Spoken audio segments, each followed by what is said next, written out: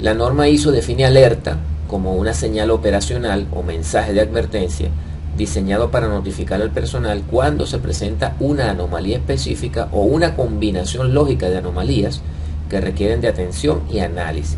Aquí lo especifica, que requieren de atención y análisis. Una alerta no es para ir a parar la máquina, es para advertir de que hay algo en desarrollo, que hay una falla potencial o una falla incipiente y que eso requiere ahora de una mayor atención y de activar el proceso de análisis, digamos una primera zona de advertencia. Incluso el color amarillo que se establece para esta alerta está estandarizado dentro de lo que es la norma ISO. Luego la norma ISO tiene un segundo nivel, que es lo que define como alarma como tal, y la norma establece que una vez alcanzado este valor se requieren de acciones correctivas. Es la alarma que dispara la acción de mantenimiento. Cuando un equipo llega a estos niveles se supone que tiene vibraciones peligrosas, vibraciones que ya pueden afectar no solo la condición del equipo, deteriorarlo aún más, sino también el entorno operacional de ese equipo. Bien, el color rojo está identificado también dentro del estándar ISO 13372. Establece un nivel de alarma como color rojo. Importante decir acá que estas normas, bien sean estos niveles alerta y alarma, están definidos también para proteger la máquina. No son niveles que te van a advertir sobre un problema avanzado o que la máquina ya está de una manera urgente, hay que hacer alguna actividad. No, los niveles de alarma y de alerta se definen para proteger los equipos, son alarmas proactivas, son niveles proactivos que nos permiten tomar decisiones en el tiempo para proteger los equipos, pues para planificar el mantenimiento oportuno. No tendría sentido alarmas que nos adviertan sobre situaciones de gravedad, de urgencia. ¿Cuáles son esos criterios que nos permiten establecer esos límites? Bien sea de alarma, codificado o estandarizado como el color amarillo, o de alerta, en el caso particular de las vibraciones. Lo primero que se toma en cuenta a la hora de cuantificar un límite permisible es la seguridad. ¿Qué tanto puede afectar a la seguridad un alto nivel de vibración? Dependiendo del tipo de equipo, dependiendo de la velocidad que opere ese equipo, de la potencia, de la criticidad, entonces se necesitará un nivel de alarma más ajustado o menos ajustado según esos criterios. ¿Qué tanto afecta a la seguridad tanto del equipo, del personal de mantenimiento y operaciones, incluso del entorno operacional y del ambiente del sistema? Estos criterios son concertados entre usuarios y fabricantes generalmente.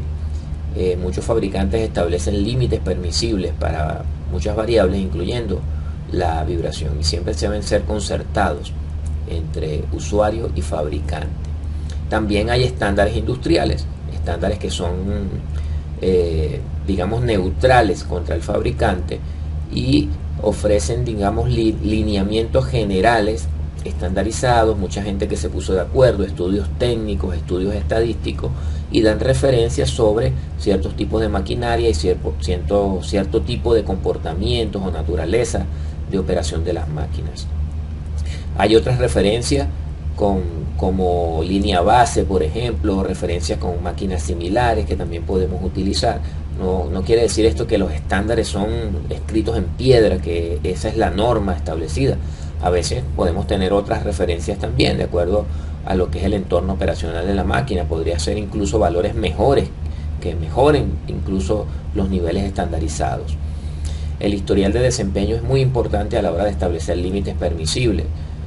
Lo que llamamos la línea base, cómo se comporta esa máquina en el tiempo, cuál ha sido su historial de fallas, y todo eso nos va a alimentar para poder definir niveles permisibles que puedan ser seguros y confiables. Las alarmas, una vez establecidas, deben ser también revisadas continuamente. Un nivel de alarma no es algo fijo, no es algo que nos vamos a confiar para toda la vida de él. Quizás en algún momento tengamos que ajustar, bien sea por encima o por debajo, para poder entonces siempre tener valores confiables que nos adviertan de manera temprana sobre los problemas, pero que tampoco nos estén advirtiendo de falsos positivos, de situaciones que realmente no representan condiciones inseguras o condiciones anormales en el equipo monitoreado. Hay diferentes tipos de alarmas también dentro de esta clasificación. Las conocidas alarmas como de valores absolutos simplemente son estos niveles que se establecen para un valor como tal, un determinado nivel. para cualquier variable, no solamente vibraciones. El valor absoluto, cuántos milímetros por segundo, o cuántos grados centígrados, o cuánta aceleración se permite de vibración en un determinado equipo a cierta velocidad o en ciertas condiciones. Es una alarma de valor absoluto. Bien, pero también podemos definir alarmas por porcentajes de cambio, y estas son muy útiles en el monitoreo de vibraciones, porque podemos establecer que nos advierta de algún problema o de alguna normalidad cuando el porcentaje de cambio o cuando la vibración cambia un cierto porcentaje con respecto a un valor base o un valor de referencia. Estas son alarmas muy proactivas, porque más allá del valor absoluto advierten pequeños cambios que están presentes allí en la máquina. Obviamente estos cambios debemos nosotros siempre verificarlos, que se están dando contra condiciones mecánicas o contra condiciones eléctricas, y asegurarnos de que estos cambios no están siendo, digamos, originados por un cambio operacional, por un cambio de carga, un cambio de RPM. Es importante eso en el sentido de vigilar los cambios de vibración en función de realmente cambios en la condición mecánica o eléctrica de los equipos, porque muchas veces las máquinas vibran más también en ciertas condiciones de carga. Entonces, si ponemos una alarma por porcentaje de cambio y no verificamos realmente que hubo un cambio de carga o un cambio de velocidad en el equipo, una apertura de damper, por ejemplo, para un ventilador, entonces eso obviamente cambia el nivel de vibraciones, aunque se mantenga dentro de los límites permisibles absolutos. Puede darnos un cambio de porcentaje que lo podemos confundir con algún criterio de falla mecánica o falla eléctrica. También se pueden establecer alarmas por rangos, bien sean rangos inferiores o superiores, no necesariamente para un único valor. Esto también se establece para digamos, los niveles de fase y los rangos de frecuencia. En otro sentido, ya más allá del nivel de vibraciones, recuerden que estos son conceptos tomados de las normas ISO, de la 13372, 13373, y también establecen valores simples o múltiples, es decir, no solamente te advierte, estos son sistemas que se pueden configurar para que te dé una alarma solo si se cumplen 2 condiciones o 3 condiciones, no con una sola condición. Aplican ciertas, digamos, variables de proceso. Las alarmas en definitiva deben ser consideradas advertencias tempranas para una protección proactiva. No tiene ningún sentido establecer un nivel de alarma que me indique que la máquina está grave, que la máquina se está destruyendo, que tengo poco tiempo para actuar. No, la alarma tiene que ser un nivel proactivo que me indique lo más cercano posible al inicio de la falla, lo que llamamos la falla potencial, esa primera advertencia de síntomas, lo que llaman la falla incipiente, de manera tal de que yo pueda tener una ventana amplia de decisiones entre lo que es la aparición de esa falla potencial y lo que se conoce como la falla funcional. Bien, entendiendo también que una falla funcional no es una falla catastrófica, no es que aquí se destruye la máquina. Una falla funcional, simplemente en el concepto de mantenimiento centrado en confiabilidad, es una desviación de una condición normal. Una de las variables operacionales del equipo se desvió de una condición establecida como normal dentro del contexto operacional de la máquina. Bien, entonces es importante conocer el concepto de falla potencial y falla funcional.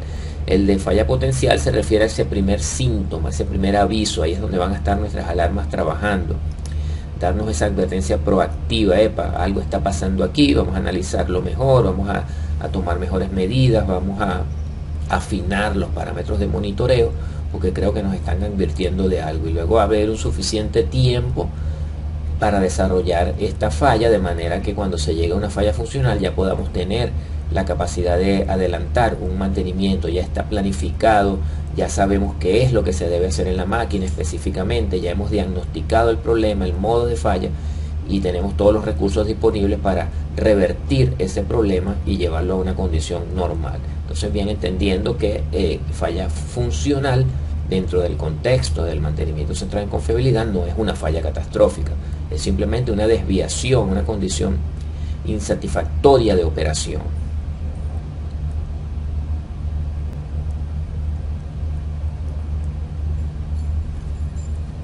Ya entrando en el tema de las alarmas para amplitud de vibración, Actualmente se cuenta con varios estándares para definir límites permisibles de vibración. Los más populares hoy en día es la norma ISO, quizás porque esta norma es universal, no está asociada a ningún instituto ni está asociada a ningún país, más bien es un estándar bastante general, bastante universal, y ha logrado reunir a muchas personas experimentadas en este campo de las vibraciones, personas que fueron pioneras en el estudio del análisis de vibraciones, con mucha experiencia, muchos datos estadísticos, han puesto mucha información de tipos de plantas, de tipos de máquinas, de diferentes tipos de aplicaciones, para finalmente llegar a un acuerdo en cuántos son esos límites permisibles para determinados tipos de activos. Bien. También se cuenta con las normas API, esta más orientada a lo que es la industria petrolera.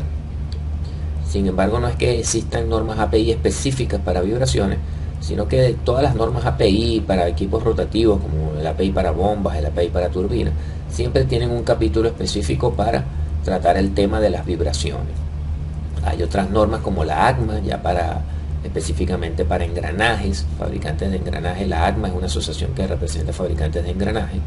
Ellos tienen también normas específicas para la operación de este tipo de componentes en sistemas de transmisión por cajas de engranaje. Y también las normas NEMA, que rige lo que es la operación, la fabricación de motores eléctricos. Las normas NEMA también tienen una categorización para definir límites permisibles en este tipo de máquinas específicas. Las alarmas que se establecen generalmente están disponibles en todas las unidades de amplitud, así que tenemos criterios para establecer alarmas en desplazamiento, velocidad y aceleración. Es importante que tengamos en cuenta que todas este tipo de alarmas, tanto la ISO como la API, la ACMA y la NEMA, siempre se establecen para rangos de frecuencia particulares. No tenemos una alarma infinita. Las alarmas no se establecen para rangos infinitos de frecuencia. Son establecidas para bandas de frecuencia, rangos específicos, para poderle entonces comparar diferentes métodos de colección del dato. Típicamente las alarmas de vibración están establecidas entre una banda ancha de 600 ciclos por minuto hasta 60.000 ciclos por minuto. Es un tema que ya hemos conversado antes. Pero también hay alarmas por bandas más pequeñas de frecuencia, que lo vamos a ver al final de este capítulo, que desde el punto de vista del monitoreo de vibraciones, las alarmas por bandas de frecuencia representan, digamos, la máxima protección de maquinaria. Ya son alarmas que van bits por bits vigilando en un espectro de vibraciones, componentes de frecuencias individuales o rangos característicos donde se espera que aparezcan ciertos problemas. Entonces las alarmas por bandas son muy útiles dada la naturaleza de la vibración.